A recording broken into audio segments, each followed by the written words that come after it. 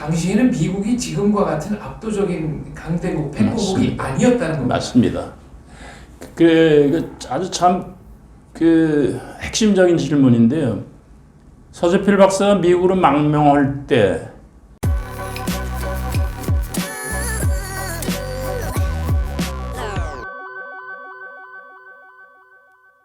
연대에서 경제학을 가르치셨죠? 네. 김학은 교수님 모셨습니다. 안녕하십니까? 안녕하십니까? 네.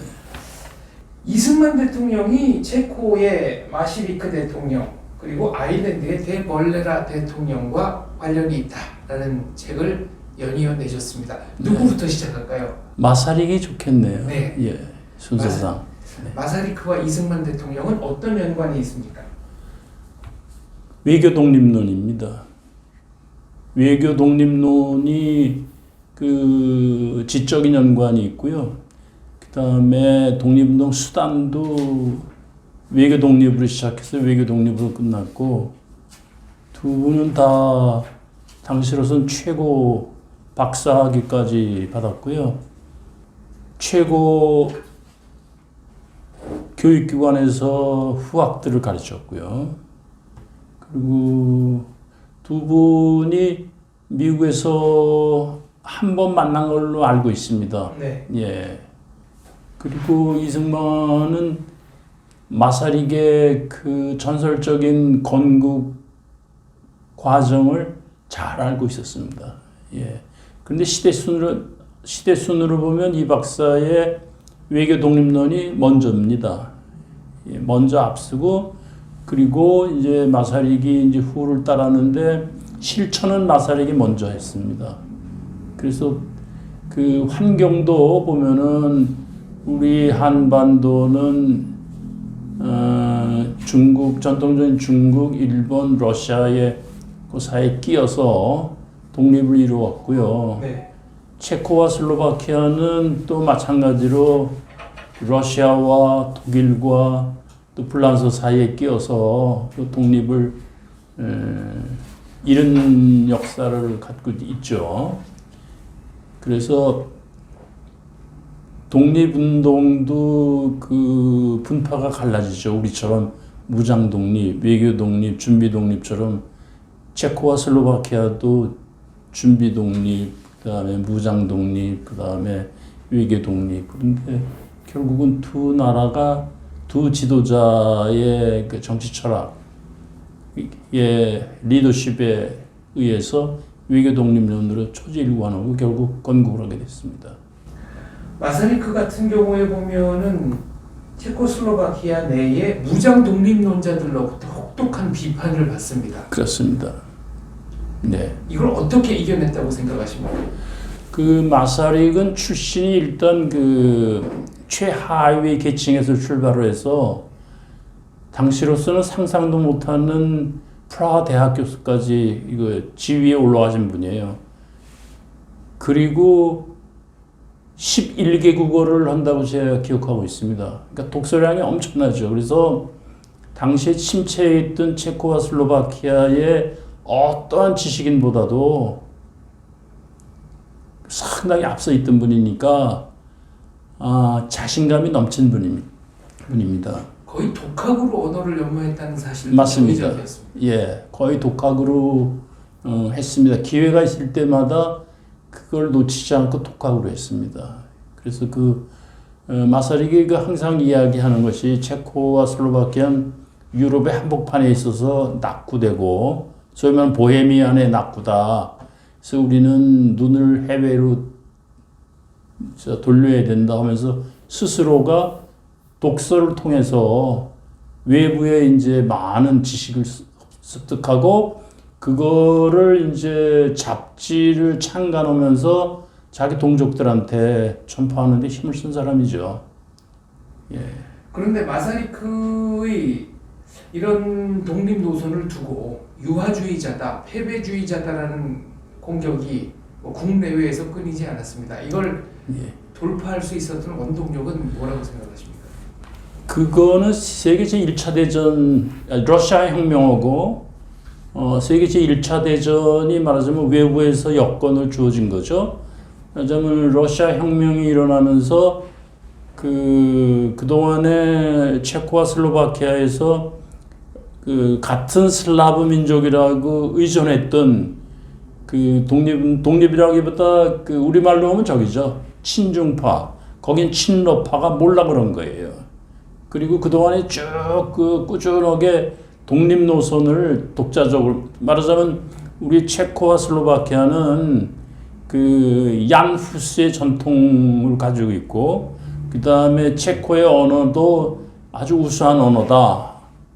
그 다음에 종교와 언어만 가지고도 우리는 독립할 수 있고 다른 민족에 비해서 결코 뒤처지지 않는다. 그런데 마사리기의 큰 무기는 진실처럼 사실처럼 중요한 게 없다.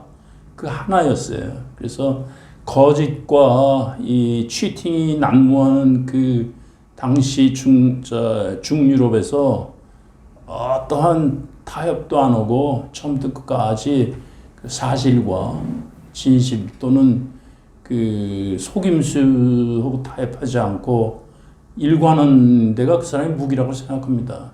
결국은 또 그거로 승리를 했죠. 네.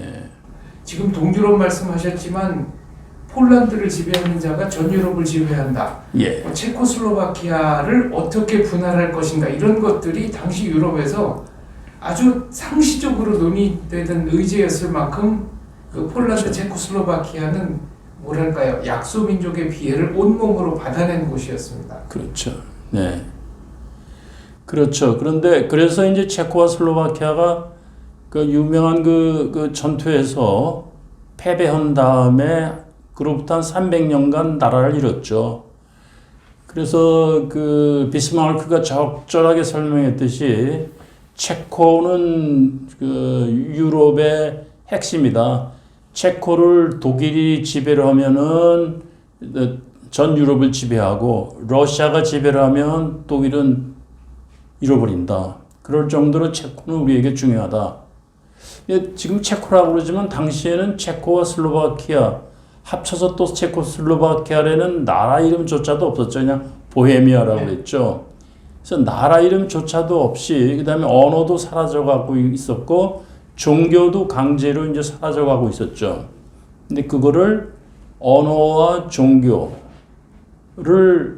함께 간직하면서 체코의 정신을 살려서 독립을 시키는데 성공한 인물이라고 볼 수가 있습니다. 이승만과 마사리크는 서로를 어떻게 생각했을까요? 그거는 제가 거기까지는 연구를 못했습니다만 간접적으로는 두 분이 한 번 만났다는 기록은 내가 봤지만 어떤 대화를 나눴는지는 모르겠어요. 그러나 두 분의 지적 수준을 보면 당대의 최고거든요. 이승만 박사도 제가 알기로 4개국어는 한다고 생각을 해요. 네. 예. 그 다음에 아까 얘기했듯이 마사릭도 한 11개국어를 하고 그리고 쓰는데 불편이 없고 그러니까 러시아 정신이라는 그 방대한 책을 러시아 말로 썼거든요. 그리고 사라져가는 체코말을 부흥시키기 위해서 또 체코말로 열심히 또 글도 쓰고요. 이승만 박사도 그 해박한 한문 지식과 중국 고전을 고전에 의지해서 책을 쓰지 않고 순우리말로 보통 사람이면 누군지 알기 쉽게 썼단 말이죠. 그 다음에 종교도 전통적인 유교나 불교보다는 새로운 정신세계의 기독교를 가지고 이 새 나라에는 새 정신이 필요하다. 두 분이 참 비슷하죠. 그래서 정신세계도 비슷하고 그 다음에 수단도 비슷해서 아마 두 사람이 하루 종일 앉아서 이야기했으면 쌍둥이처럼 느껴지지 않았을까 이렇게 생각이 됩니다. 선생님은 이 책에서 외교 독립론이 가장 현실적인 독립론이었다. 그렇죠. 약소국이 취할 수 있는 최대치의 현실론이었다고 하셨습니다. 이건 어떤 의미입니까? 그 의미는 두 가지로 혹은 세 가지로 나눠 생각할 수가 있는데요. 제가 정확하게 지금 숫자를 이야기할 수 없지만 일본이 럴 전쟁을 치르기 위해서 준비하는 과정을 보면 일단 그 1894년이라는 청일전쟁에서 배상금, 그때가 아마 청조의 4년치 그 조세 수입이 했다고 지금 기억하고 있습니다. 두 번째가 1900년에 일어난 복서의 의화단. 네. 그 나라 그때 9개국 9개인가 8개의 나라가 개입을 했는데 그 나중에 배상금을 상당 부분 미국이 앞서가지고 돌려줬어요. 예를 들어서 지금 칭화대학이 그 인데미니티 스쿨이라고 그래서 미국은 그 돈을 가지고 지금의 칭화대학을 이제 만들었거든요. 그래서 이제 각국에 조금씩 내서 그 배상금을요, 이렇게 중국을 살려야 된다 했는데 일본도 조금 냈지만 일본 그 배상금을 많이 받아냈습니다. 럴 전쟁을 대비하기 위해서. 그 다음에 럴 전쟁 진짜 대비하기 위해서 런던 금융시장에 가서 기체를 한 건 뭐 다 아는 사실이죠.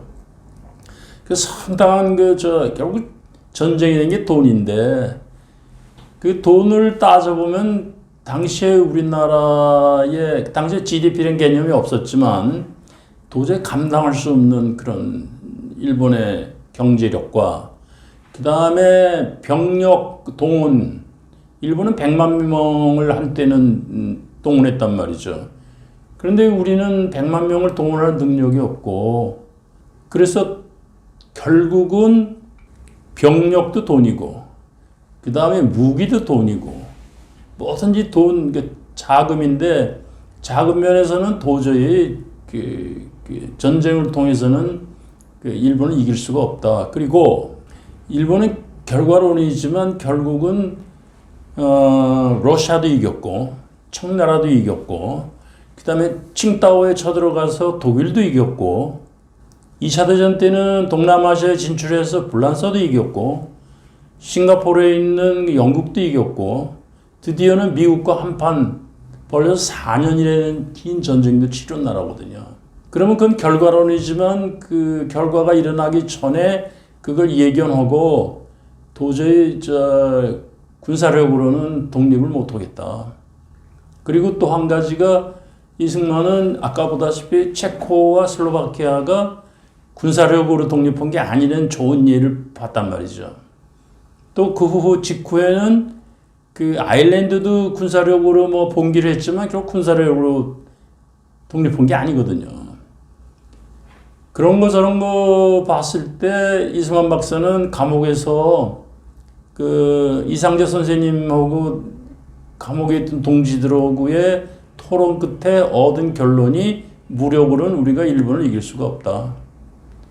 그러므로 우리는 외교 독립을 해야 되는데 여기 중요한 게 뭔가 하니 세계 동정을 얻어야 되는데 세계 동정이라는 건 기독교다. 당시에 전 세계 인구가 아마 1900년에 15억이, 전 세계 인구가 15억으로 알고 있습니다. 그리고 기독교 인구가 5억이거든요. 그래서 미국에서는 5억을 10억으로 배가 운동을 하고 있었어요. 그러니까 이승만은 독립운동을 할 때 그 5억 내지는 장차 10억이 되는 기독교 인구의 그 동정심을 얻으려는 겁니다. 왜 그런 거 아니? 외교 독립을 하는데 영국 보고 독립해달랄 수가 없어요. 식민지를 많이 갖고 있는 나라인데. 불란서도 마찬가지. 모든 강대국이 식민지를 갖고 있는데 우리 독립을 해주셔 하면 그건 외교 독립이 아닙니다. 그렇죠. 자기들 이해가 자기들이 이해가 있는데. 그러니까 미국을 자연히 상대할 수밖에 없는데 그때 미국을 상대하면서 그 가진 수단이 그 실용주의와 기독교주의. 그래서 마사릭한테 배운 게 뭔가 하니 마사릭은 오스트리아 헝가리가 체코를 300년간 뭐로 다스렸는 거니 카톨릭으로 다스렸다.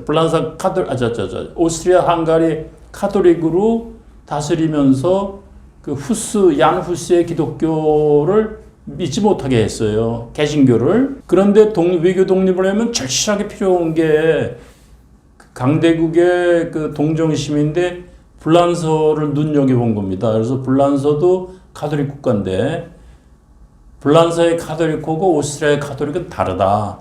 그래서 결국은 프랑스와 오스트리아 헝가리와의 그 정치적인 이해관계를 이용을 해서 프랑스의 가톨릭을 이용을 하게 됩니다.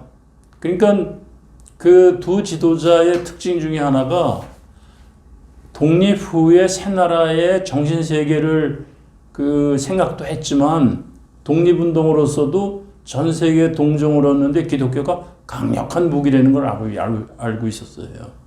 그래서 체코는 그 위치상 미국에 손 벌릴 수는 없는데 가까운 프랑스에 손을 벌렸는데 이승만은 미국을 겨냥한 거죠.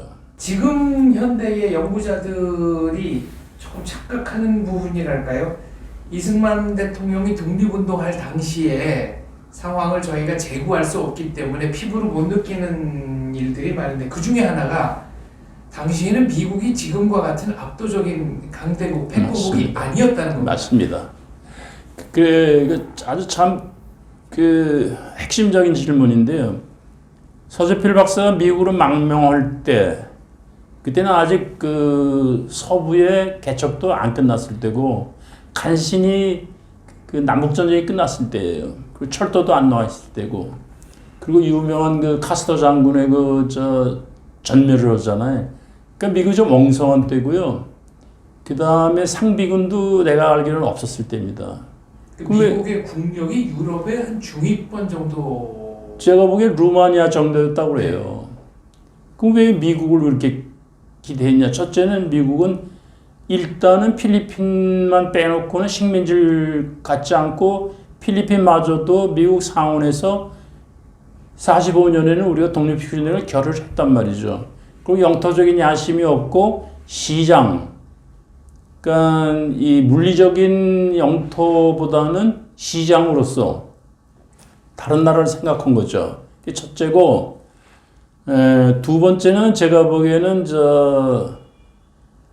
칸트의 영구 평화론에 보면 다음과 같은 글이 있어요. 그러니까 미국이 1776년에 독립을 선언하고 1789년에 결국은 헌법을 만들고 조지 워싱턴을 초대 대통령으로 뽑지 않습니까? 그걸 보고 칸트가 내 기억으로는 불과 수년, 그러니까 1794년인가에 마지막 작품일 거예요. 영구 평화론이라는 걸 씁니다. 그러면서 몇 가지를 얘기하는데 지금으로 말하면은 국제연합 같은 걸 만들어서 회원이 되고 문제가 생기면 거기서 토론을 하고 그러는데 그걸 리드할 국가가 있다. 네. 그게 미국이다. 아주 지금 독립한 지 불과 몇 년 안 되는 나라에 대한 칸트의 기대가 컸어요. 칸트는 어떻게 그런 기대를 하게 된 걸까요? 칸트의 제가 보기에는요. 칸트는 원래 할아버지 때 스코틀랜드에서 그 지금의 거기가 어디죠? 그 퀘니스버그 그러니까 지금의 러시아 땅이죠. 네. 폴란드와 독일에 끼어 있는. 그리 이제 이주한 스코틀랜드 사람입니다. 근데 스코틀랜드 알다시피 영국의 식민지 아니겠습니까? 네. 영국에 대한 그 감정이 좋지가 않았어요. 그 영국은 발달된 나라지만 그 상당히 호전적이고 국가로서는 굉장히 발달된 나라고 과학과 문명이 앞선 나라지만 그 인종들은 좀 그렇다. 앵글로색슨 그렇죠. 호전적이다 그거예요. 그래서 그 다음에 영국은 전쟁을 일으키기가 쉽다. 임금님 혼자 귀족들하고 작당을 하면은 전쟁 선포가 쉽다. 그리고 왕정은 영국뿐만 아니라 모든 왕정이 교회와 결탁을 하면 전쟁은 쉽게 일어난다. 그러니까 공화국이 돼야 된다. 그래서 전쟁 선포권을 의회가 갖도록. 근데 그게 바로 미국이다. 그러니까 미국은 전쟁보다는 평화를 염두에 둔 나라다. 그러므로 미국이 이 세계 평화와 영국 평화를 위해서 리드한 적격의 나라다. 이렇게 생각한 거예요. 그 다음에 현재로서는 미약한 나라지만 칸트는 그대로 하면 앞으로는 무시무시한 나라가 될 거다 그랬어요. 근데 이 박사의 그 글에도 보면 미국이 있을진데 앞으로 무시무시한 나라가 될 거다라고 표현을 쓰는 게 있습니다. 일본 내막기뿐 아니라 미국의 미래에 대해서도 정확한 예측을 하신 거네요. 그렇죠. 그렇습니다. 정확히 예측했고 그다음에 일본이 결국은 이거 뭐 다 아는 거지만 일본이 미국을 상대로 전쟁을 할 거다. 그것도 정확하게 예측을 한 거죠. 그러니까 미국에 가서 독립운동을 한 것은 미국이 강대국이기 때문이 아니라 네. 좀 더 근원적인 이유가 있었던 거네요. 철학적 맥락에서, 정치사적 그럼요. 맥락에서. 예. 네. 정치적인 맥락에서 그 세 가지죠. 하나는 자유공화국, 또 하나는 이 영토를 점령하고 그 백성을 노예로 하는 것이 아니라 통상을 하는 나라. 그 다음에 통상을 하기 위해서는 항해와 통행의 자유가 있는 나라. 네.